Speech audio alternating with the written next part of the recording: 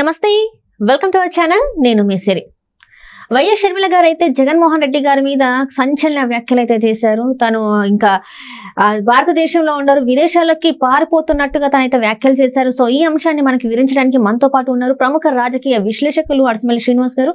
నమస్కారం సార్. నమస్కారం. సార్, ఇప్పుడు చూస్తుంటే షర్మిల గారు అయితే కొన్ని వ్యాఖ్యలు చేశారు. ఏంటంటే ఇంకా జగన్మోహన్ రెడ్డి గారు ఇక్కడ ఉండరు, విదేశాలకి పారిపోతున్నారు, ఇంకా విదేశాలకు జంప్ అని చెప్పేసి తను చెప్పడం జరిగింది. నిజంగానే మరి జగన్మోహన్ రెడ్డి గారు విదేశాలకు వెళ్ళే అవకాశం ఉందంటారా?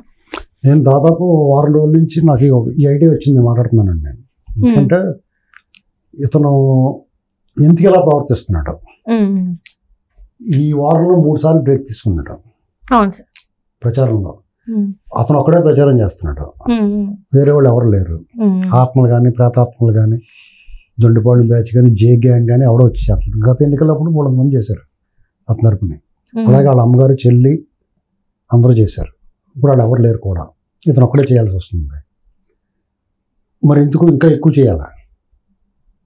చంద్రబాబు గారు చూడండి, రోజు 3 సభల్లో పాల్గొంటున్నాడు.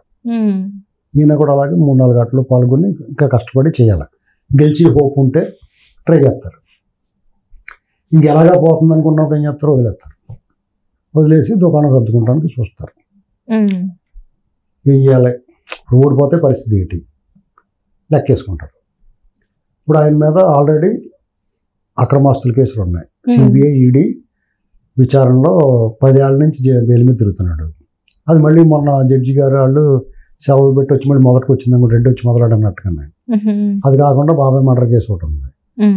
ఆ తమ్ముడు అవినాష్ రెడ్డి అక్యూజ్డ్ 8 అయినా ఇక్కడ కుంభం దాకా వచ్చి ఆగింది. రేపు మా పిల్లల్ని పిలుస్తారు, మీకు ఎవరు చెప్పారు గొడ్లని, నువ్వు గొడ్లు ఇచ్చిన దగ్గర అన్నావు కదా, ఇలాంటి విచారణ పిలిచారనుకోండి, అది కొంచెం తలకైపోతుంది. ఏమీ కాకుండా ఈ 5 సంవత్సరాల్లో వీళ్ళు చేసిన అరాచకాలు, వీళ్ళు ఇంత దోపిడీ, అవినీతి, అక్రమాలు, రాజ్యాంగ ఉల్లంఘన, చట్ట ఉల్లంఘన, కోర్టాదేశాల బేఖాతరు, ఇలాంటి లెక్కేసుకుంటే అతను 2 జన్మలు సరిపడగా జైల్లో ఉన్నారు. అంత పెద్ద అన్ని నేరాలు ఉన్నాయి. అతనే కాకుండా అతను జేగాంగ్ అంతా. ఇలాంటి పరిస్థితుల్లో మరి అతను ఇవన్నీ లెక్క మాట్లాడుకుంటారు కదా. మనం రేపొద్దున అధికారం పోతే ఏంటి పరిస్థితి? అప్పుడు మనం దొబ్బేసిన డబ్బులన్నీ ఒక చోట చేర్చంటారు బాబు, మన చేతిలో పోర్ట్లు ఉన్నాయి కదా, షిప్పుల్లో తరలించేయండి, బియ్యం సప్లై కింద ఏదో అవన్నీ వాళ్ళ చేతిలో ఉన్నాయి కదా, ఎవడ పట్టించుకునే ఉండదు. ఏదో ఎక్కడో చోట చేర్చేసుకుంటారు. అక్కడ ఏదో ద్వీపం కొనేసుకుంటారు, ఐలాండ్లో అమ్మకానికి ఉంటాయి. అది కొనేసుకుని ఇతను గ్యాంగ్ అంతా చేరిపోతారు. డబ్బులు ఎవరు ఇతను కొంత పట్టుకెళ్తాడో వాళ్ళు దొబ్బేసినప్పుడు వాళ్ళు వచ్చేస్తారు. అందరు కలిపి కొత్త దేశం పెట్టుకుంటారు. కొత్త షాప్ పెట్టుకున్నాడు రా అన్నట్టుగా అనమాట. కొత్త దేశం పెట్టుకుని అయోమయం అని పెట్టుకుంటారు దాని పేరు. ఈ అయోమయం కదా, ఎవడ బుర్ర బుద్ధి ఉన్నవాడు ఏం చేస్తాడండి? ఇంత మ్యాండేట్ ప్రజలు అవకాశం ఇచ్చినప్పుడు చక్కగా పరిపాలించుకుని ప్రజల మన్నన పొంది ప్రజల చేత శభాష్ అనిపించుకుంటాం మానేసి, ఇదేడ్రా బాబు వీడు మన కొంపలు కొలగొట్టేస్తే, వీరప్పని కూడా చాలా నయ్యం కదా, అడవిలోకి వెళ్ళి గంధపు చెట్లును ఏనుగు దంతాలు కొట్టాడు. వీడి అన్ని మనుషులు మొత్తం ఆస్తులు పాస్తులు, ఇళ్ళు, కొండలు, గుట్టలు, మట్టి, మశానం మొత్తం ఆరోగ్యం కూడా గొడవ చేసాడు. నాణ్యత లేని మద్యం ఏంటి అన్యాయం? ఏ కేసు తీసుకున్నా ఇందులోనూ కూడా అతను బయటకు వచ్చే అవకాశం ఉండదు. ఏ కేసు లేకుండానే చంద్రబాబు నాయుడు గారు ఏ తప్పు చేయకుండా రూపాయి అవినీతి లేకుండా 53 రోజుల పాటు లోపల ఉన్నాడే. మరి ఈ ఎన్నాళ్ళు ఉండాలి? నేను అందుకునే 2 జన్మలు సరిపడగా లోపల ఉండాలని చెప్తున్నాను. అవునా కదా? ఇప్పుడు 17A కూడా ఇప్పుడు ముఖ్యమంత్రి చేయడు కాబట్టి అన్నీ అనుకుంటాం లేదు. 17A కూడా పెండింగ్లో ఉన్నాయి కాబట్టి డైరెక్ట్గా ఎత్తుకెళ్ళిపోతారు. అతను జూన్ 4వ తారీఖు మధ్యాహ్నం అరెస్ట్ చేస్తారు. కాబట్టి డెఫినెట్గా జంప్. ఇతనికి ఆల్రెడీ కేసులు ఏమి ఉన్నాయి కదా, మరి ఎలా జంప్ అవుతాడు అని అడుగుతారు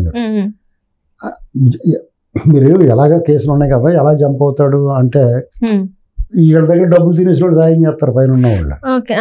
ఇప్పుడు తెచ్చిన అప్పులు తెచ్చిన లక్షల కోట్లు సగం వాళ్ళు కొట్టేసి ఉంటారు కదా, సగం 3/4.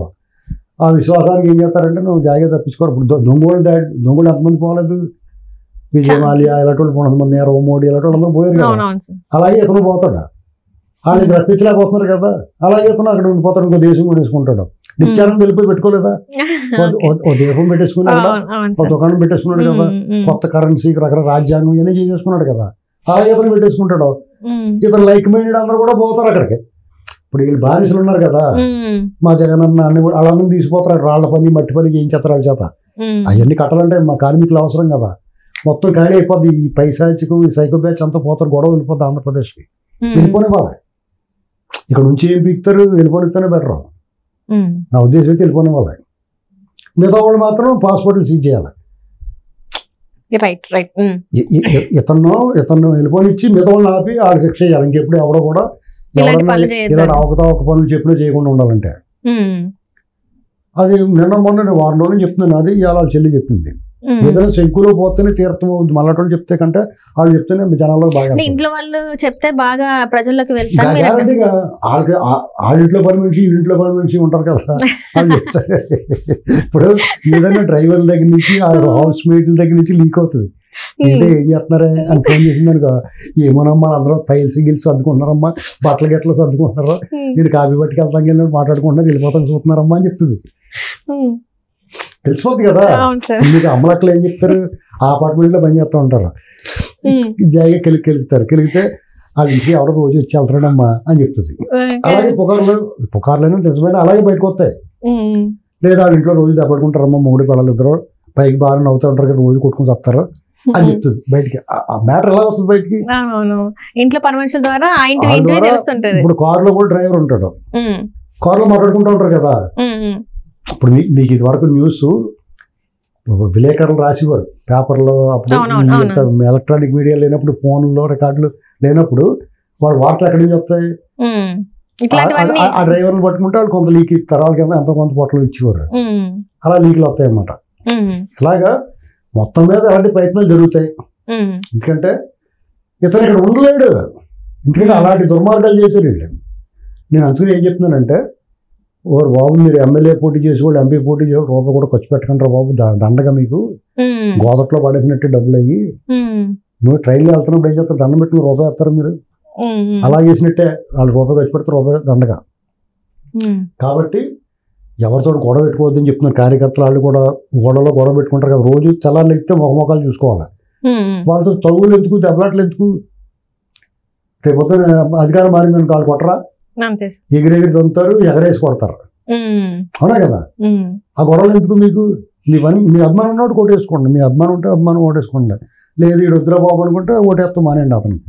అంతేగాని అనవసరం గొడవలు పెట్టుకొని దీని ఇలా పెంచుకోకూడదు, కక్షలు పెంచుకోకూడదు. ఎవరిని నమ్ముకుని ఇతను నమ్ముకుని మీరు కూడా పారిపోతున్నాడు కదా, మీరు దొరికేస్తారు. అలాగే ఇతను నమ్ముకుని అధికారులు కూడా ఇప్పుడు ఓవరాక్షన్ చేయకూడదు. ఇంకా ఎన్నాళ్ళు మళ్ళీ అతనే వస్తాడో ఏమో భయపడో, లేకపోతే అతని మీద ఇష్టమో, లేదా డబ్బులు ఆశపడో చేసి ఉంటారు. అసలు ఆడే పోయి పారిపోయిన తర్వాత మీరేం చేస్తారు. కాబట్టి జాగ్రత్తగా ఎప్పుడు కూడా పద్ధతి దాటకుండా ఎవరి పనులు చేసుకుంటే రేపు వచ్చి వాళ్ళు కొంచెం వదిలేస్తారు.